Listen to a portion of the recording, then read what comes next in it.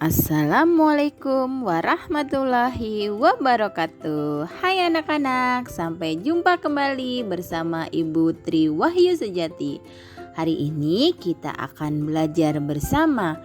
Yuk tonton videonya ya.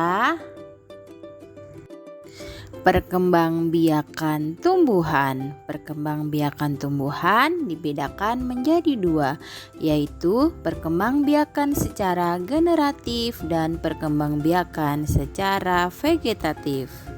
Perkembangbiakan generatif. Perkembangbiakan generatif adalah perkembangbiakan yang dimulai dengan adanya perkawinan. Perkembangbiakan ini contohnya yaitu pohon mangga, pohon rambutan, pohon manggis, kacang tanah, kacang hijau, kedelai, pohon cengkeh. Jadi perkembangbiakan ini dimulai dengan adanya perkawinan sehingga dapat menghasilkan individu yang baru. Perkembangbiakan vegetatif. Perkembangbiakan ini dimulai tanpa adanya proses perkawinan. Perkembangbiakan ini dibedakan menjadi dua, yaitu vegetatif alami dan vegetatif buatan. Vegetatif alami yaitu perkembangbiakan vegetatif yang dilakukan tanpa adanya bantuan manusia. Vegetatif buatan yaitu perkembangbiakan atau proses reproduksi tanaman tidak melalui perkawinan tetapi menggunakan campur tangan manusia atau dengan adanya bantuan dari manusia. Perkembangbiakan vegetatif alami yang pertama adalah tunas. Tunas adalah perkembangbiakan tanaman yang menggunakan bagian tunas atau tanaman yang baru tumbuh. Tunas berada di bawah tanaman induk dan tunas muncul di atas permukaan tanah. Contoh perkembangbiakan dengan tunas yaitu bambu dan pisang. 2. Spora. Spora adalah organ reproduksi yang dimaksudkan untuk penyebaran pada tumbuhan berpembuluh tidak berbiji. Spora biasanya memiliki satu atau lebih sel tertutup dalam lapisan pelindung.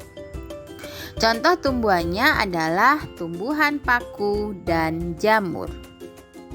3. Umbi lapis.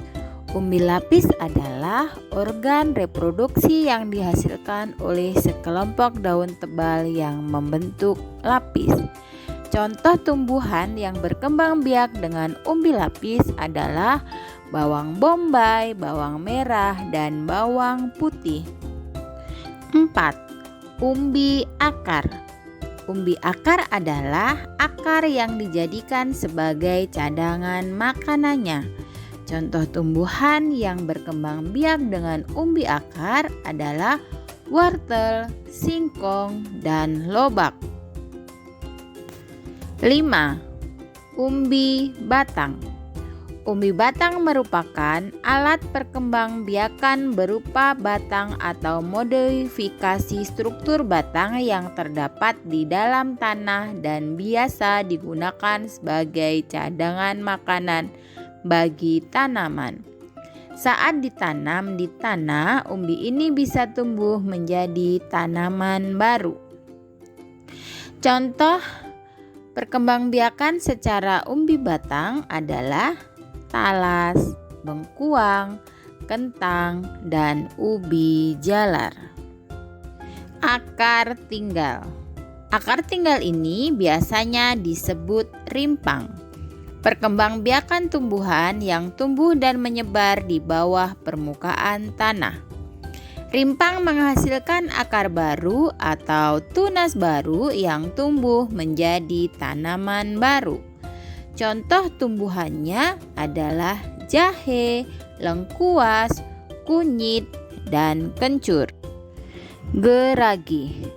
Geragi adalah perkembangbiakan tumbuhan dengan memodifikasi batang yang tumbuh di samping atau disebut cabang di batang. Contoh tumbuhan yang berkembang biak dengan geragi adalah stroberi, rumput teki, dan pegagan. Tunas adventif. Tunas adventif memiliki kemiripan dengan tunas biasa. Namun, tunas adventif merupakan tumbuhan yang tumbuh dari bagian tumbuhan seperti akar atau daun. Contoh tumbuhannya adalah cocor bebek, cemara, dan sukun. Vegetatif buatan. Contoh yang pertama adalah cangkok. Cangkok adalah proses pengembangbiakan tanaman dengan cara merusak bagian batang. Cangkok ini akan membuat batang akan memiliki akar karena tumbuhan tidak bisa melakukan hal ini sehingga membutuhkan bantuan manusia. Okulasi. Okulasi adalah mengembangbiakan tanaman dengan menempelkan potongan pucuk dari batang satu tanaman ke batang tanaman yang lain. Metode okulasi membantu meningkatkan kualitas dan mutu dari tanaman yang akan dihasilkan. Stek.